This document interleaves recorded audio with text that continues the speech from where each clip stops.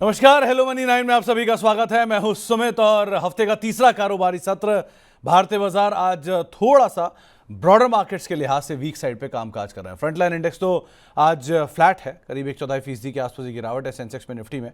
लेकिन Nifty bank करीब 0.5% नीचे है, मिड कैप इंडेक्स आधा फ्लैट टू नेगेटिव है, स्मॉल कैप इंडेक्स करीब 1/4% से ज़्यादा एक गिरावट साथ कामकाज कर रहा है। तो ब्रॉडर मार्केट्स के अंदर बिकवाली थोड़ी ज़्यादा है कंपेरेटिवली रोज़मर्रा के जो ट्रेड्स थे उनसे। एडवांस डिक्लाइन के लिहाज से भी करीब 965 शेयर तेजी में है और रफली 1555 शेयर बिकवाली के साथ कामकाज कर रहे हैं। यानी हर एक शेयर की गिरावट सामने करीब 1 से 2 शेयर जो कि बिकवाली के साथ कामकाज कर रहे हैं। एक शेयर की तेजी के सामने 2 शेयर बिकवाली में कामकाज कर रहे हैं। आज 2 कंपनियां लिस्ट हुई। संभव स्टील करीब 23% ऊपर, एचडीबी फाइनेंशियल करीब 14% ऊपर। आज चलने वाले सेक्टर्स में मेटल है जो कि 1.5% की तेजी के साथ कामकाज कर रहा है, ऑटो 0.5% ऊपर है, फार्मा 1/4% ऊपर है।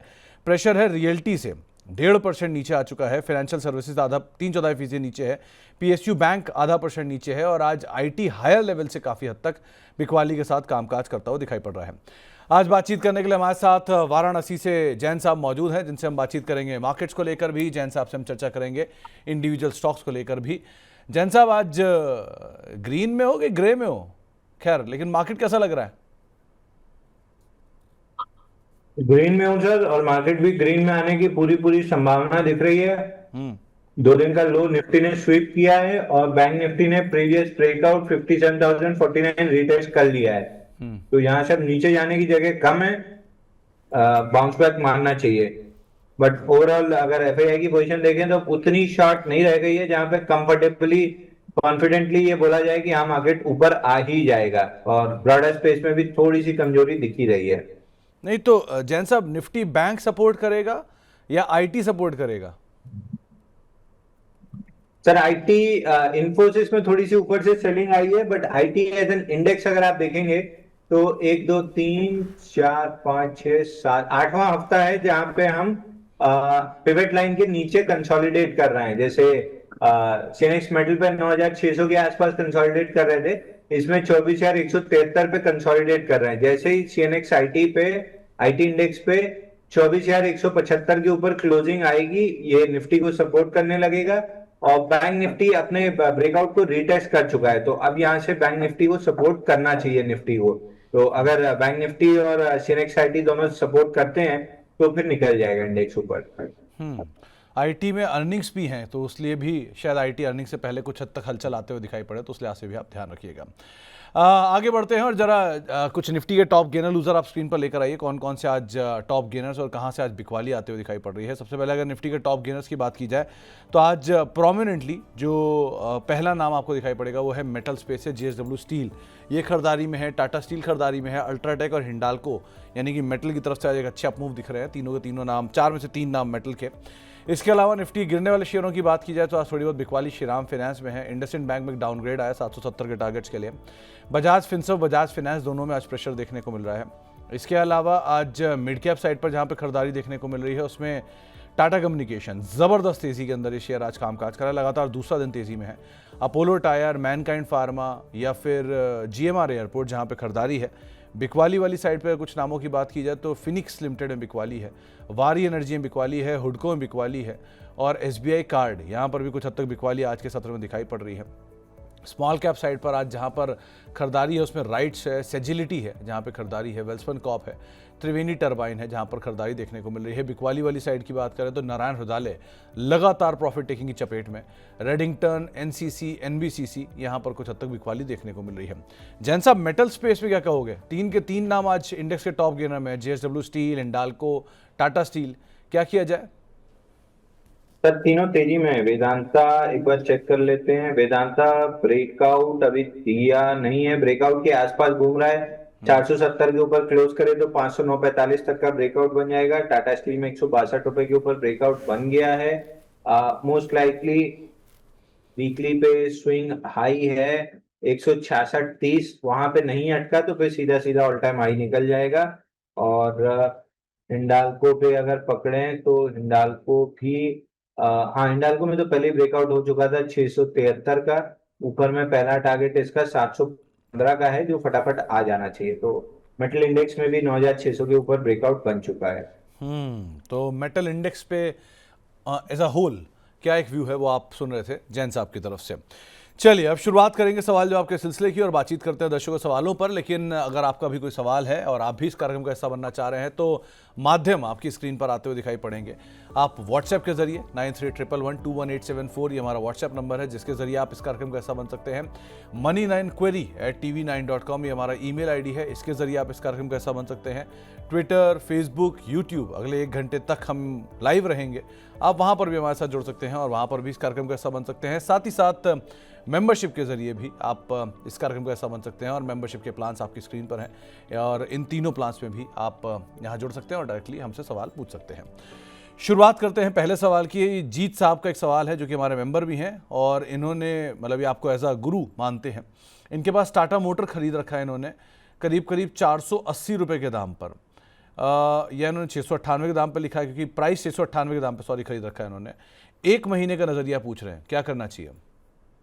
एक आध महीने में बहुत ज्यादा कुछ होने की उम्मीद कम है सर। ऊपर में 730 तक तो मिल जाएगा एक आध महीने में। बट प्रॉब्लम ये है कि मैनेजमेंट की कमेंट्री, उनको कमेंट्री ये देनी चाहिए थी कि सेकंड क्वार्टर से रिजल्ट सुधरेगा, लेकिन उन्होंने कमेंट्री दे दी कि थर्ड क्वार्टर से रिजल्ट सुधरेगा। तो ये जो सेकंड क्वार्टर से थर्ड क्वार्टर का समय है ये थोड़ा सा डल फेज में जाएगा जहाँ पे इंटरेस्ट कम रहेगा लोगों का।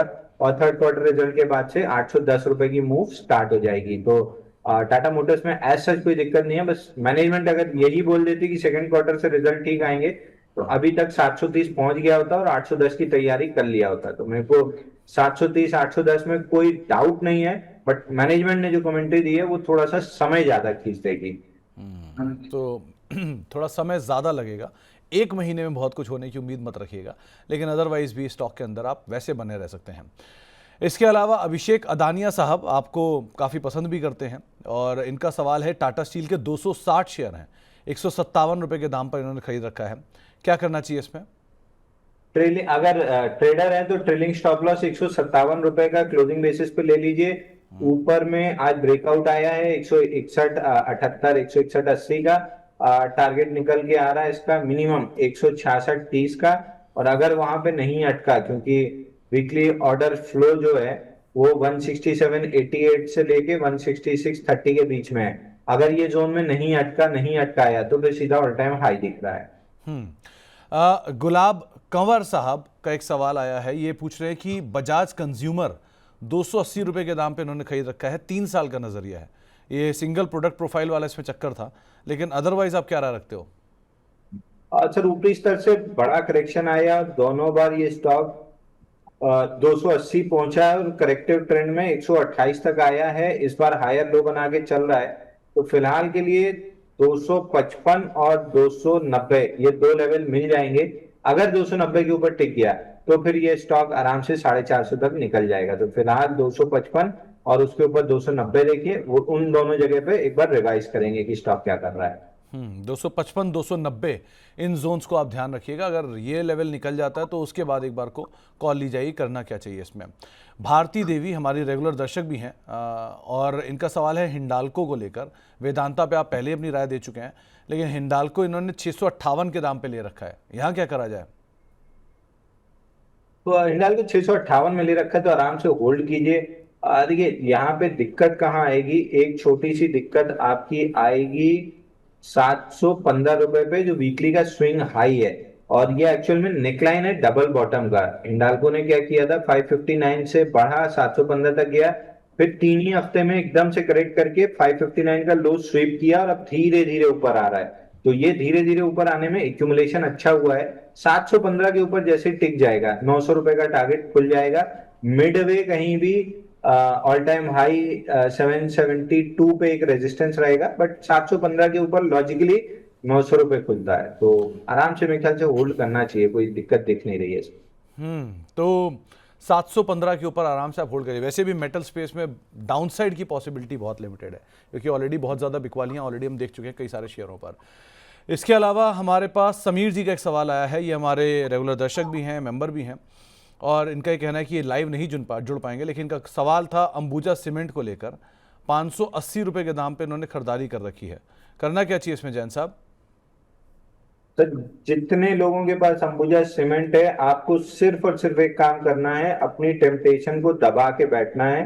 34 हफ्ते का पूरा बेस है, रफली वीसीपी पैटर्न है, बहुत मतलब क्लियर पैटर्न नहीं है, क्योंकि वैसे भी अदानी ग्रुप में थोड़ा सा वॉलेटिलिटी ज्यादा होती है, तो पैटर्न उतने क्लीन नहीं बनते जितने आपको जब बुक आप पढ़ेंगे तो जितने क्लीन पैटर्न के एग्जांपल होते हैं उतने क्लीन नहीं बनते। बट 34 हफ्ते का बेस ब्रेकआउट है एट दी रेट 580, 575, 580, 643, 660 की जोन ये जा रहा है स्टॉक। तो अपनी टेम्पटेशन को कंट्रोल करके स्टॉक को थोड़ा सा पकड़ के बैठिए। 643 तो मिलना ही चाहिए, वहां तक तो आराम से जाना ही चाहिए। ये वीसीपी है बीसीपी है? बीसीपी है सर। फुल फॉर्म जरा बोलिए सर इसका कुछ। ये वी वी है ना या बी हाँ, है? Volatility contraction pattern, VCP. अच्छा, मुझे लगा वो बीसीपी है, वो थोड़ा सुनने में कंफ्यूजन हो गया था। एनीवेज, लेकिन आप हाँ, नहीं नहीं, सही रहते हो क्या मेरी। कुछ कह रहे हैं आप जैन साहब? आप तो बस टांग खींचते रहते हैं मेरी। अरे सर, भोला मैं बाला। समझने, देखो सर, जैन साहब अगर इतना पढ़ा लिखा होता तो मैं एनालिस्ट साइड पर होता, आप एंकर साइड पे होते। इसलिए तो एंकर साइड पर हूँ क्योंकि समझ में नहीं आता है, तो वही समझने की कोशिश में लगा रहता हूँ, ज़्यादा से ज़्यादा चीज़ें मिल जाए सीखने समझने को। सर मैं इससे डिसएग्री करूंगा, क्योंकि आसपास मेरे जितने लोग हैं सब एक कंसेंसस सबका है कि जितना डेटा पे पकड़ आपकी है, इतनी डेटा पे पकड़ हम लोगों की भी नहीं है। डेटा अरे पे सर, आपकी वो पकड़ वो बहुत है। वो तो बस इधर उधर पढ़ पढ़ा के सुनू के बता देता हूँ, बाकी तो सर कुछ खास नहीं। खैर, आगे बढ़ते हैं इसके ऊपर। संतोष सिंह साहब का भी एक सवाल है और साक्षी मित्तल जी का भी एक सवाल है, कॉमन सवाल है। संतोष जी पूछ रहे हैं कि टाटा टेक वीकली चार्ट पे डबल बॉटम बनाने वाला है, और साक्षी जी पूछ रहे हैं कि टाटा टेक 700 पर है, तो इसका स्टॉप लॉस कहाँ होना चाहिए? तो दोनों पे ही आप राय दे दो अपनी। तो टाटा टेक पे ऑलरेडी वीकली पे डबल बॉटम बन के ब्रेकआउट आ चुका है 717 पे। फिलहाल जो डाउन मूव है ये उसी ब्रेकआउट का रीटेस्ट चल रहा है। लास्ट वीक इनसाइड बार रह गया है, करंट वीक भी ऑलमोस्ट अभी तक तो इनसाइड बार है। पिछले हफ्ते के और पिछला हफ्ता उसके पिछले हफ्ते इनसाइड बार है, तो सेलिंग ड्राई अप होती हुई दिख रही है। अब वापस से 717-45 का जो नेकलाइन था, तो मैं 720 रुपए पकड़ रहा हूँ। जैसे ही 720 के ऊपर क्लोजिंग आएगी, मैं इस स्टॉक में और एडिशनल बाइंग करना स्टार्ट करूंगा ऊपर 803, 841 के लिए। अब चूंकि मेरे पास है, तो मैं buy sell stop loss target नहीं बता पाऊंगा, बट अगर किसी को मतलब सपोर्ट ही ढूंढना है कि किसके नीचे वीक होगा, तो 690 के नीचे वीकनेस क्रीप इन होगी, तब 629 तक का मूव बनेगा। तो 690 इज द लेवल जिसके नीचे वीकनेस आएगी, 720 इज द लेवल जिसके ऊपर मैं ऐड करना स्टार्ट करूंगा। अगेन, आज मैंने रिलायंस बेच के पूरी तरीके से प्रॉफिट बुक कर लिया है, कैश पे बैठा हूं, तो जैसे भी इसमें कोई सेटअप बनेगा इसमें घुस जाऊंगा। इससे अच्छा सेटअप अगर मेरे को अदानी ग्रीन में दिखा तो मैं उसमें घुस जाऊंगा। तो 690 is major support, 720 is breakout, fresh breakout point, 803, 841 ये दो लेवल में वॉच कर रहा हूं अपनी प्रॉफिट बुकिंग के लिए। ओके। इसके अलावा एक सवाल हमारे पास तनिष्क जी की तरफ से आया है, और इन्होंने जो सवाल पूछा है कि अल्ट्राटेक सीमेंट और अदानी ग्रीन 2 से 3 महीने के लिए कैसा लगेगा? मतलब ये दोनों कंपनियां तो ठीक है, लेकिन 2 से 3 महीना यहाँ पे केवीएट है, आप कैसे देख रहे हो इसे?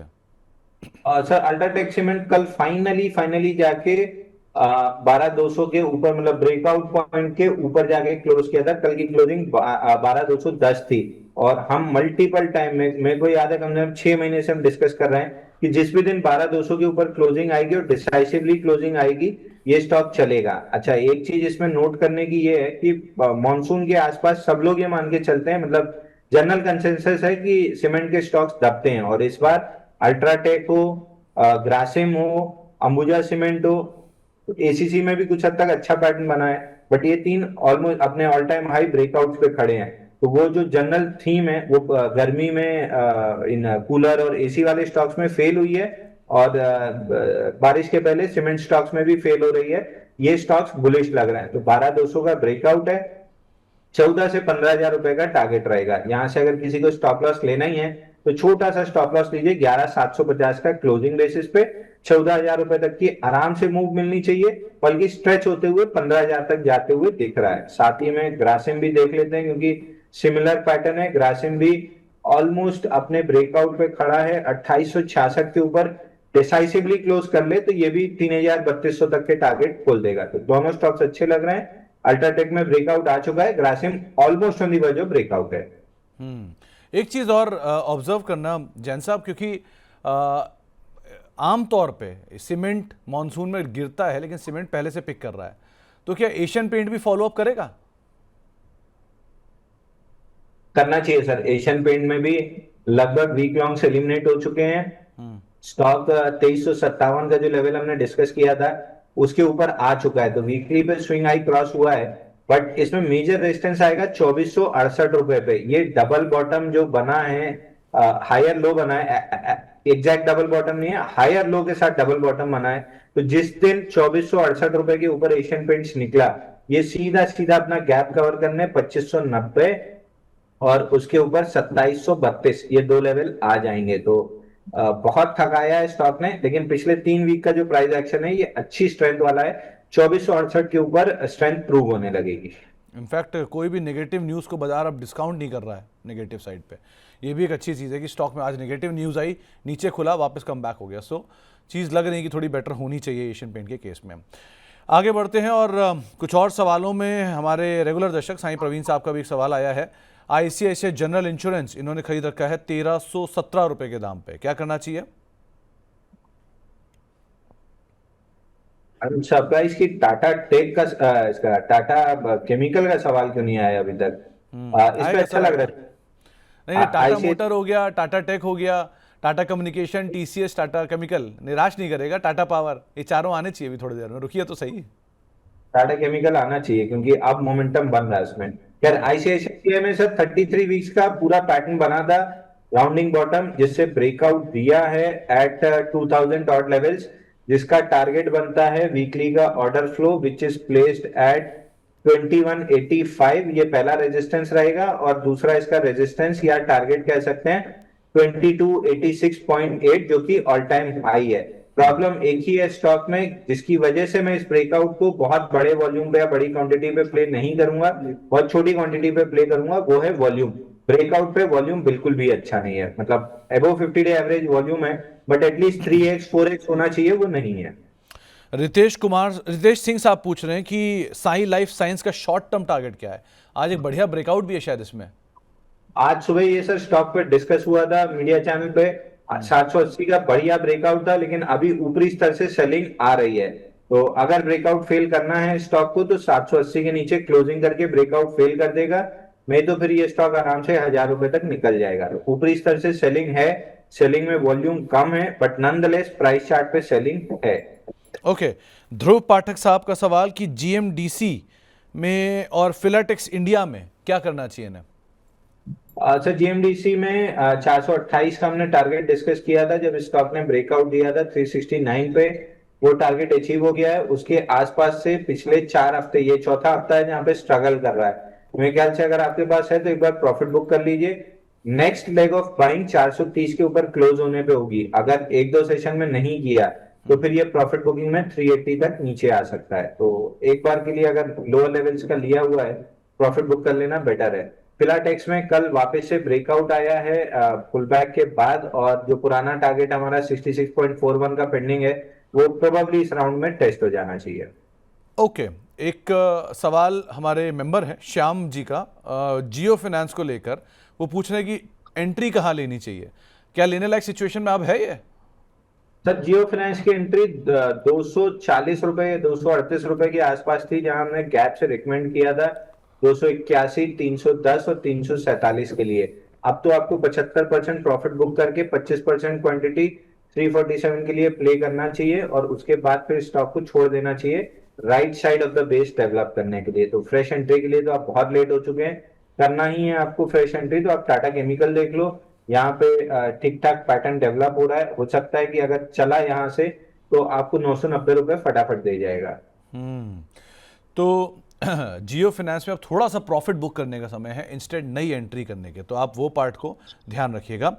एक और प्रीति सिंह जी, आपकी दर्शक भी हैं, आपके व्यूअर भी हैं, चाहने वाली भी हैं और हमारी मेंबर भी हैं। इनके पास मवाना शुगर के शेयर हैं। अब ये पूछ रही कि करना क्या चाहिए? सर शुगर में लग रहा है क्या कुछ टीम? सर आज सुबह भी बजाज हिंदुस्तान चला, ऑलमोस्ट ब्रेकआउट पॉइंट पे आया और फिर जाके वहीं अटक गया। हालांकि पिछले 4 बार फेल कर रहा था, इस बार एटलीस्ट फेल नहीं किया है, मॉर्निंग में ब्रेकआउट पॉइंट के पास आके अब वहां पे स्ट्रगल कर रहा है। तो बजाज हिंद 2680 के ऊपर टिकने के बाद ब्रेकआउट आएगा। और आप देखिए जब भी शुगर चलते हैं सबसे पहले या तो रेणुका चलता है या बजाज हिंद चलता है, उसके पीछे पीछे बाकी चलते हैं। तो अगर इन दो में ब्रेकआउट सस्टेन हो गया तो फिर विश्वराज शुगर भी चलेगा, मवाना शुगर भी चलेगा। हालांकि मवाना शुगर में उतनी अच्छी स्ट्रेंथ नहीं है, बट अगर मवाना शुगर इस मोमेंटम में 104-50 क्रॉस कर लेता है तो फिर 110-112 रुपए तक आराम से जा सकता है। तो बजाज हिंद पे क्लोज वॉच रखिए। अगर वहां ब्रेकआउट सस्टेन हुआ तो फिर इन सारे स्टॉक्स में ट्रैक्शन आना स्टार्ट हो जाएगा। एक बात बताइए, ईआईडी पैरी कैसा लग रहा है फिर शुगर में? ईआईडी पैरी, ईआईडी पैरी बेस्ट स्टॉक है सर, बेस्ट में बेस्ट स्टॉक है। ईआईडी पैरी में हुआ क्या है, इसमें एक पूरा पैटर्न डेवलप किया है कप एंड हैंडल का 26 हफ्ते का, और लास्ट वीक में ओपन लो के साथ ब्रेकआउट देके क्लोज किया है 1020 पे। तो मोस्ट लाइकली ये स्टॉक कहीं भी 1300 1350 रुपए तक जा सकता है। हर पैरामीटर पे स्ट्रक्चर बुलिश है, बट 5-6 दिन की रैली हो चुकी है, तो अगले 5-6 दिन कंसोलिडेशन में जा सकता है before next move begins. But जो ब्रेकआउट हुआ है 1000 रुपए पे, टारगेट इसका 1300 1350 रुपए है। तो आउट ऑफ ऑल शुगर ये बेस्ट स्टॉक है। इनफैक्ट ये अलग ही दुनिया में रहता है, एक तरफ चीनी अपनी तरफ चलता है, दूसरी तरफ ये अपनी तरफ चलता हुआ दिखाई पड़ता है। आगे बढ़ते हैं। बीरबल यादव साहब पूछ रहे कि धानुका एग्रीटेक में क्या करें, 1740 रुपए के दाम पे शेयर खरीद रखे हैं इन्होंने। धानुका में 1 2 3 4 5 6 7 हफ्ते हो गए हैं टाइट रेंज में क्लोज करते हुए, और अब उसका हाई क्रॉस हो रहा है 1720 पे। अगर ये स्टॉक 1720 1740 की जोन तोड़ के क्लोज करता है तो लॉजिकली इसमें ऑल टाइम हाई का जो रेजिस्टेंस है 1925-80 ये टेस्ट होते हुए दिखेगा। वहां पे अगर सेलिंग प्रेशर नहीं आया तो फिर स्टॉक एक्सटेंड करेगा। तो फिलहाल 1740 के ऊपर अगर क्लोजिंग मिल गई 1-2 सेशन में तो 1925 खुल जाएगा। लक्षण इसके पूरे पूरे हैं 1925 जाने के। ओके, 1925 जाने के लक्षण पूरे हैं। वैसे भी ये फंडामेंटली बेटर है और एग्रोकेमिकल स्पेस में कुछ बाइंग आ भी रही है। आदर्श पांडे साहब पूछ रहे हैं कि चंबल फर्टिलाइजर में और केईसी इंटरनेशनल में क्या टारगेट्स हो सकते हैं? तो केईसी इंटरनेशनल रिवर्सल स्ट्रक्चर बना रहा है, वीकली पे डबल बॉटम का ब्रेकआउट है एट 861। तो एक बार पुल बैक लेके अगर 861 रीटेस्ट कर ले, जैसे बाकी स्टॉक्स हमने डिस्कस किए, अगर रीटेस्ट कर ले तो फिर ये बहुत आराम से 1145 तक जा सकता है। तो एक रीटेस्ट का वेट कर रहा हूँ 961 के अराउंड। अगर वो सक्सेसफुल लोअर वॉल्यूम पे करता है तो फिर 1145 की प्रोबेबिलिटी अभी जो 60% है वो बढ़ के 90% चली जाएगी। तो केईसी आपकी वॉच लिस्ट में होना चाहिए। Chambal fertiliser again sir 10 attempt के बाद जब 11वें अटेम्प्ट में निकला था 545, वहां से ऑलमोस्ट एक शॉर्ट टर्म में क्लाइमेटिक मूव बना चुका है 742 पे। फिलहाल वीकली फ्लैग बन रहा है, अगर इसका ब्रेकडाउन आता है तो 455 तक नीचे आ सकता है। चंबल फर्टिलाइजर अगले 6-8 महीने आपकी लिस्ट में तो नहीं होना चाहिए। तो चंबल फर्टिलाइजर को लेकर भी आपको एक राय दी जा चुकी है, आप उसके हिसाब से अपनी रणनीति बना सकते हैं। इसके अलावा शहनवाज साहब का एक सवाल आया कि ये वारी एनर्जी में बाय करने की इच्छा रख रहे हैं ट्रेडिंग के लिहाज से, क्या करना चाहिए इन्हें ऐड? नहीं करना चाहिए सर। ये 2 दिन से भी हम डिस्कस कर रहे हैं कि 3116 का ब्रेकआउट है, कल वापस से फेल ही कर दिया, आज डाउन मूव एक्सटेंड होती हुई दिख रही है। और वैसे भी हर ब्रेकआउट प्ले नहीं किया जाता है, इसमें रिस्क रिवॉर्ड 1:1 का था, तो आइडियली आपको करना ही नहीं है, क्योंकि 1:2 से कम के रिस्क रिवॉर्ड वाले शेयर में आपको ट्रेड करना ही नहीं है। 50-60% से ज्यादा कोई सही नहीं होता है। अगर 1:2 मेंटेन नहीं करेंगे तो पैसा नहीं कमा पाएंगे। तो मैं इसलिए बार बार बोल रहा था कि ब्रेकआउट दिख जरूर रहा है, बट मैं नहीं करूंगा, क्योंकि पहला 1:1 रिस्क रिवॉर्ड है, दूसरा ब्रेकआउट सस्टेन होने के बाद रीटेस्ट पे मैं बाई करूंगा, जो हुआ नहीं, अगले दिन फेल कर दिया। ओके, गुंजन जी का सवाल है आदित्य बिरला कैपिटल पर 276 रुपए के दाम पे खरीदारी है, एक बढ़िया ब्रेकआउट तो आया था इसमें, थोड़ा ब्रीदर ले रहा है, ये करना क्या चाहिए इसमें? देखिए आदित्य बिरला जब ये गैप के साथ अर्निंग्स गैप के साथ निकला था 12 मई को, तब 198-200 की जोन से हमने रिकमेंड करना स्टार्ट किया था, 225 पे ऐड भी कराया था। अब वहां से स्टॉक सुपर एक्सटेंडेड है। अब अगर आपके पास लॉन्ग है तो इस मोमेंटम को आराम से एंजॉय कीजिए। 268 का क्लोजिंग बेसिस स्टॉप लॉस लेके, वो अगर 268 टूटता है क्लोजिंग बेसिस पे तो फिर ये थोड़ा सा प्रॉफिट बुकिंग में नीचे आएगा। बट अगर नहीं टूटा तो इस स्विंग लो जब तक प्रोटेक्टेड है, स्टॉक में 300 रुपए जाने की पूरी पूरी पॉसिबिलिटी है, 299 300। बट 268 अब मैंडेटरी स्टॉप लॉस होना चाहिए, क्योंकि वीकली मूविंग एवरेज 220 रुपए बहुत पीछे छूट गए हैं। 220 बहुत पीछे छूट गया, सो उसको आप ध्यान रख के ही काम कीजिएगा। इसके अलावा एथर इंडस्ट्री, याग्निक जी का सवाल है, इनके पास है 80 रुपए के दाम पर, क्या करना चाहिए इसमें? इंडस्ट्री सर, इसमें 704 रुपए टेस्ट होते हुए दिख रहा है, जो आईपीओ का लो है। तो बाई सेल कोई सलाह नहीं है, क्योंकि चार्ट एकदम छोटी छोटी कैंडल्स बना रहा है, बट चूंकि डोमिनेंट ट्रेंड नीचे का है तो सपोर्ट 704 टेस्ट हो सकता है। ओके। मोती सन्स प्रीति अग्रवाल जी के पास है, इन्होंने हालांकि भाव नहीं लिखा खरीदारी का, लेकिन करा क्या जाए इसमें? मोती सन्स में स्टैंडर्ड डिस्क्लेमर दूंगा, जब हमने अपने क्लाइंट्स को बाई रिकमेंड किया है 21.7 पे, और 4% नीचे का स्टॉप लॉस, 10% ऊपर का टारगेट है। कल भी इनसाइड बार था, अभी भी इनसाइड बार ही है, मदर बार का हाई निकला नहीं है। 2165 के ऊपर जैसे ही निकलेगा, मतलब सस्टेन करेगा, सॉरी 2198 मदर बार का हाई है, 2198 निकाल के जैसे ही सस्टेन करेगा, एक 15% की आराम से अपमूव आ सकती है, तो इसमें हमारे क्लाइंट्स लॉन्ग हो सकते हैं। जैन साहब, मदर बार, मदर फादर ब्रदर सिस्टर, ये बार भी है क्या कहीं? इनसाइड बार की जो पहले बार होती है सर, उसको मदर बार कहते हैं। और फादर बार का हुआ फिर? फादर की तो कहीं कोई जगह ही नहीं बनती है। नहीं नहीं, ऐसा नहीं है सर, बहुत ज़रूरत, बहुत जगह है, ऐसा क्या कह दिया आपने। खैर, लेकिन मतलब वो थोड़ा जानकारी की कमी है तो इसलिए पूछना ज़रूरी होता है। एक सवाल आया है सोम डिस्टिलरीज के ऊपर, आता ही है, रोज़ ही आता है आजकल तो, क्या टारगेट, क्या स्टॉप लॉस? सोम डिस्टिलरी पुल बैक मोड में है सर, 153 पे सपोर्ट जोन है, यहाँ तक पुल बैक कर सकता है, यहाँ पे बुलिश एविडेंस मिले तो बाई करना चाहिए। ओवरऑल जो स्ट्रक्चर बना हुआ है ऑलमोस्ट है 157 और 97, 60 रुपए का है, तो 220 करीब के टारगेट बनते हैं अगर ये ब्रेकआउट सक्सेसफुल रहता है तो। तो 220 के टारगेट बनते हैं अगर ब्रेकआउट सक्सेसफुल रहता है तो। एक थैंक्स आया है आबिद साहब का, उन्होंने आपको थैंक यू बोला है क्योंकि आपने उन्हें विलियम ओनील बुक बताई थी, जिससे उनको काफ़ी जानकारी मिली, काफ़ी हेल्प मिली, और अब वो बहुत सारे चार्ट पैटर्न पढ़ना समझना शुरू हो गए हैं। हमें भी कभी बता दिया करो जैन साहब, अब हमें तो कुछ और तरह की किताब बताते हो और यहाँ पर आप टेक्निकल लेवल की किताब बता रहे हो। खैर, आगे बढ़ते हैं। गुंजन जी का अच्छा, गुंजन जी से बातचीत हो चुकी। इंडसइंड बैंक पर एक सवाल आया है अशोक सिंह साहब का, 1500 रुपए के दाम पे इन्होंने खरीद रखा है, शेयर ऑलमोस्ट आधा हो चुका है, क्या किया जाए? तब इनको 800 रुपए पे एवरेज करना चाहिए था, क्योंकि 800 से 926 तक की मूव आनी थी, 800 से चला चला 892 तक तो आ चुका है। अब थोड़ी सा मोमेंटम स्लो हो सकता है, बट 926 अभी भी लग रहा है कि आ जाएगा, बट 926 के ऊपर निकलेगा या नहीं कहना बहुत मुश्किल है, क्योंकि वो वीकली चार्ट पे ऑर्डर फ्लो का रेजिस्टेंस है। अगर निकला तो फिर आपको एक बार 1100 तक की मूव दे सकता है, बाकी इसी स्ट्रेच में निकल जाएगा, इसमें मेरे को बहुत ज्यादा डाउट है। तो कहीं भी 900 926 इस जोन तक तो आ सकता है, बट आधा होने के बाद निकलने का कोई मतलब नहीं है, क्योंकि आपको फिर ऐसा स्टॉक चाहिए जो डबल हो, तब आपका पैसा रिकवर हो। होने की पॉसिबिलिटी तो एटीजीएल अदानी ग्रीन दोनों में है, बट निकल पाएंगे आप? आई डाउट, क्योंकि आधा 50% गिरने के बाद कोई निकलता नहीं है। तो आई वुड सजेस्ट कि अगर आपके पास फ्रेश पैसा, मतलब अगर कैपिटल रखी है, तो एटीजीएल या अदानी ग्रीन में डाल के 1-1.5 साल के लिए छोड़ दीजिए, वहां से लॉसेस आपके रिकवर हो जाएंगे, तब तक ये स्टॉक भी थोड़ा सा ऊपर आके लॉस रिकवर कर लेगा, ओवरऑल पोर्टफोलियो में आप प्रॉफिटेबल आ जाएंगे। एक सैयद अली साहब पूछ रहे हैं कि ब्रेकआउट का के बाद कितने दिन में अप मूव कंप्लीट होता है? सर ये तो पैटर्न पे डिपेंड करता है, जैसे हमने मास्टर क्लास में डिस्कस किया था, 1.5 साल में पैटर्न बना था और 22 दिन में टारगेट अचीव हो गया था।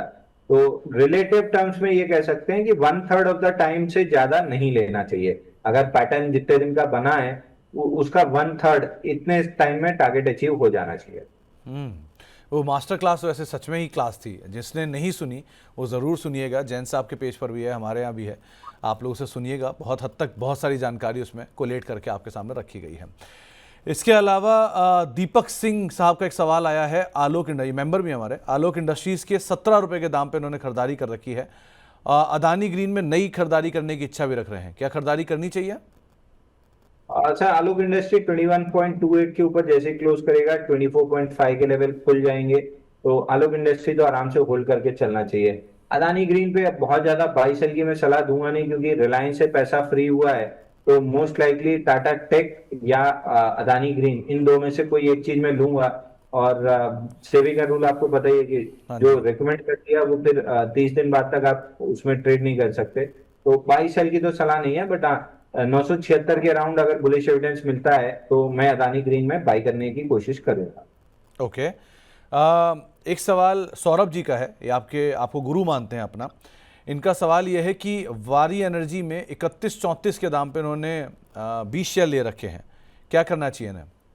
एग्जिट कर लेना चाहिए सर, ब्रेकआउट फेल हो रहा है। अगर आपको स्टॉप लॉस ही लगाना है तो आपका स्टॉप लॉस बनेगा 2900। बाकी जिस हिसाब से ब्रेकआउट फेल हुआ है, मेरे को लगता नहीं है कि स्टॉक चलेगा। और वैसे भी हम लास्ट 20% ऑफ द रैली पे हैं, यहाँ पे बहुत सारे अच्छे अच्छे ब्रेकआउट फेल होते हैं। तो ये वो जोन होती है जहाँ पे आपको ट्रेड तो करना है, लेकिन यूजुअली अगर 100 शेयर ट्रेड करते हैं तो 20-25 इतनी ही क्वांटिटी से ट्रेड करना होता है।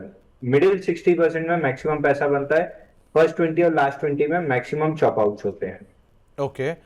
एक सवाल है राइडर गुरु जी की तरफ से, 25,500 की कॉल इन्होंने ले रखी है 10 जुलाई की, 12 लॉट हैं, क्या करना चाहिए इसमें? 25,500 की कॉल अभी तो नहीं लग रहा सर। कल भी हम प्रीवियस डे लो मान रहे थे, आज भी वही प्रीवियस डे लो के नीचे ट्रैक्शन मिल रहा है। तो 24,475 तक का टारगेट था जो किया है, और उसके बाद फॉलो थ्रू मूव मिल रही है। अभी मेजर सपोर्ट 25,375 पे है, वहां तक तो आ ही सकता है मार्केट। हम्म, तो एक राय आपको यहाँ पर दी गई है। इसके अलावा अभी साईं प्रवीण साहब ने दोबारा अपना एक अपडेट दिया है कि वो आईसीआईसीआई प्रूडेंशियल खरीद रहे हैं, क्या ये ठीक है उनके लिए? जैसे प्रूडेंशियल, हाँ बहुत बेहतरीन है सर। पहली बार वीकली चार्ट पे मूविंग एवरेज स्लाइस थ्रू करके सपोर्ट लेके चल रहा है। इसमें मोमेंटम तब बनेगा जब 675-75 निकलेगा, यानी 676 राउंड फिगर पकड़ लीजिए। वो निकलने के बाद एक हल्का सा माइनर रेजिस्टेंस आपको 703-75 पे मिलेगा, बट जो टारगेट खुलेगा वो खुलेगा सीधा सीधा 775 तक का। तो आपको एक राय यहाँ पर दी गई है। इसके संदर्भ में भी एक सवाल आया है आदित्य नहाटा साहब का। इनके पास HFCL है 90 रुपए के दाम पे और ट्राइडेंट है 32 रुपए के दाम पे, क्या करना चाहिए इन दोनों में? देखिए ट्राइडेंट में तो समवेयर अराउंड 24 रुपए 54 पैसे के सपोर्ट से बढ़िया अपमूव आई है 49% की, और उसके बाद से 5-6 हफ्ते हो गए टाइटनेस है। यहाँ पे थोड़ा सा और 2-3 हफ्ते टाइट हो जाता है तो 39.59 तक के टारगेट खुल जाएंगे। तो स्टॉक अच्छा लग रहा है, अपना मेजर स्विंग लो स्वीप करके चला है, तो प्रोबेबिलिटी हाई है कि 39.59 आएगा। बट इस पूरे प्रोसेस में करीब करीब 3 से 4 महीना लग सकता है, क्योंकि अभी 1-1.5 महीना, मतलब 4 हफ्ते तो अभी, और 3-4 हफ्ते कंसोलिडेशन में जाना चाहिए। वहीं HFCL में बहुत ज्यादा तो कोई अच्छी चीज नहीं दिख रही है, बट 2 से 3 हफ्ते समय दीजिए। इन 2 से 3 हफ्ते में अगर 94 का लेवल क्रॉस हो गया तो फिर 106-111 खुल जाएगा। ओके। IGL पे संदीप जी का एक सवाल है। इन्होंने खरीदारी कर रखी है, खरीदारी करना चाहते हैं, पता नहीं, लेकिन IGL वैसे अदरवाइज कैसा दिख रहा है आपको?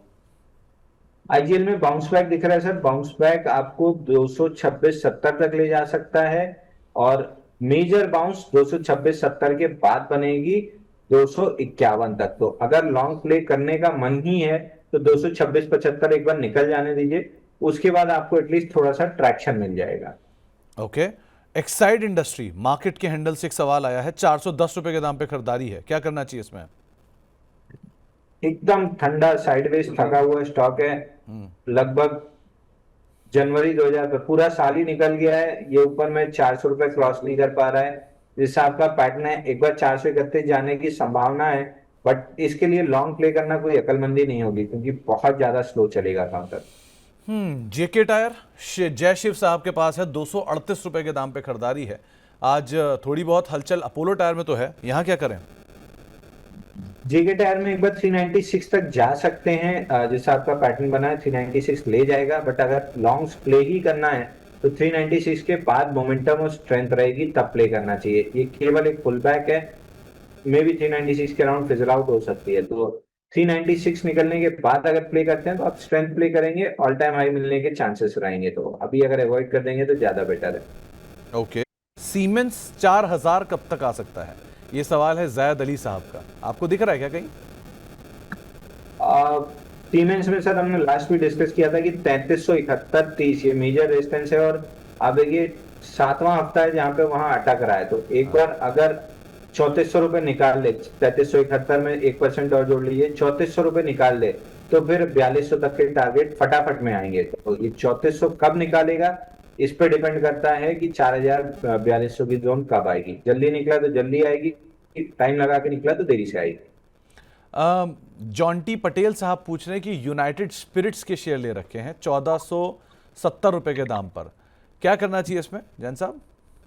देखिए, अगर इन्वेस्टर हैं तो आपको 1364 तक मिलेगा, वहां पे ऐड करना चाहिए। 1364 पे जब बुलिश एविडेंस मिले तो आप यूनाइटेड स्पिरिट को ऐड कर सकते हैं। वो मेजर सपोर्ट जोन है वीकली चार्ट पे इन्वेस्टर एक्यूमुलेशन के लिए। अगर आप ट्रेडर हैं तो 1500 निकलने के बाद ही कोई ट्रेडिंग अपॉर्चुनिटी बनेगी अच्छी लॉन्ग साइड में, फिलहाल तो कोई नहीं बन रही है।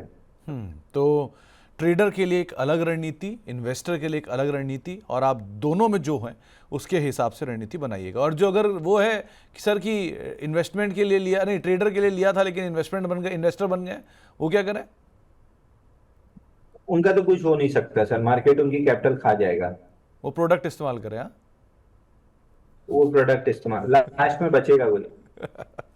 एनीवेज, एक सवाल आया है लोकेश कुमार साहब का एचडीबी आईपीओ को लेकर। इन्होंने अलॉटमेंट मिल चुका है, आज प्रीमियम पे लिस्ट भी हुआ है, आप कई बार अपनी राय इस पर दे चुके हो साफ, अब क्या कहना चाहोगे?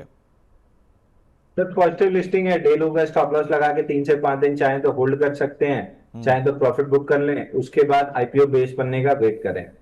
ठीक है, तो पॉजिटिव लिस्टिंग है, आपको आज का जो लो है उसका एक स्टॉप लॉस रखना है और उसके हिसाब से अपनी रणनीति को बना कर रखना है। इसके अलावा एक सवाल आया है क्लीन साइंस पे, गौरव सर्राफ साहब का, मेंबर भी हैं हमारे, 900 रुपए के दाम पे खरीदारी कर रखी है, क्या करना चाहिए इसमें?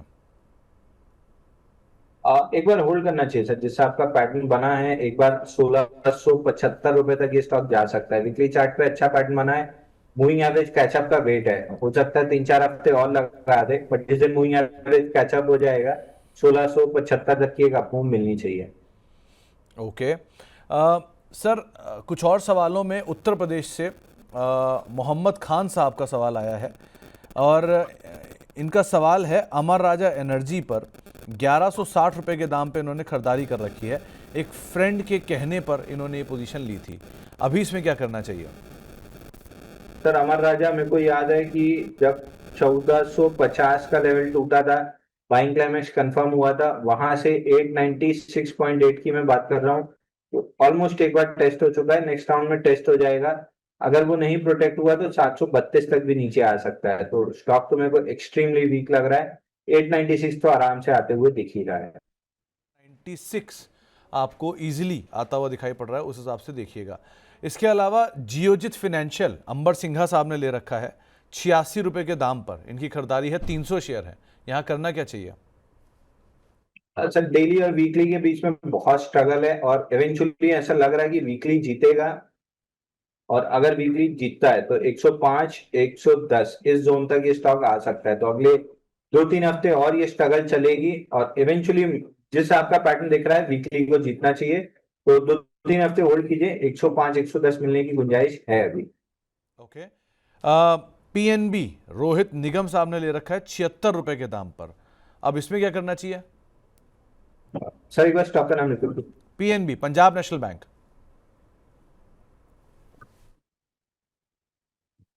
पीएनबी में फिलहाल अपमूव है, और ये अपमूव इस स्टॉक को 124 126 तक ले जा सकता है, तो फिलहाल होल्ड करना चाहिए।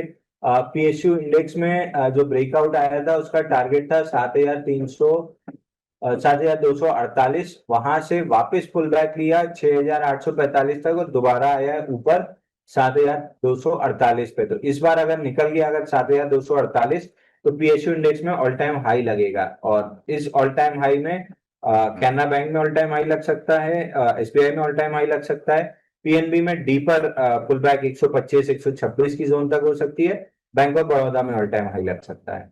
इनफैक्ट कल मैं एक नंबर भी देख रहा था जैन साहब कि जो टॉप 10 मिड कैप कंपनीज हैं देश की सबसे ज़्यादा मुनाफा कमाने वाली, उसमें से टॉप 5 कंपनियां जो हैं वो बैंक्स हैं, और वो भी पीएसयू बैंक्स हैं, जहां पर एक अच्छी खासे प्रॉफिट्स तो हैं लेकिन नंबर सपोर्टिव नहीं है, सो उस लिहाज से भी आप ध्यान रखिएगा।